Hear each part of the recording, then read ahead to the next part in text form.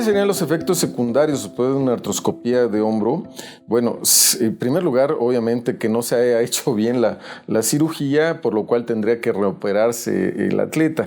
Pero segundo, si la cirugía de hombro es muy tardada, si el cirujano no tiene mucha experiencia en hacerla, pues sí, dará dolor, dará alteraciones de acumulación de agua, porque se pone líquido, se pone agua para que pueda distenderse la articulación del hombro. Entonces hay que ser muy cuidadoso con los volúmenes de agua que se usan en la cirugía para que no haya problemas de dolor importante posoperatorio.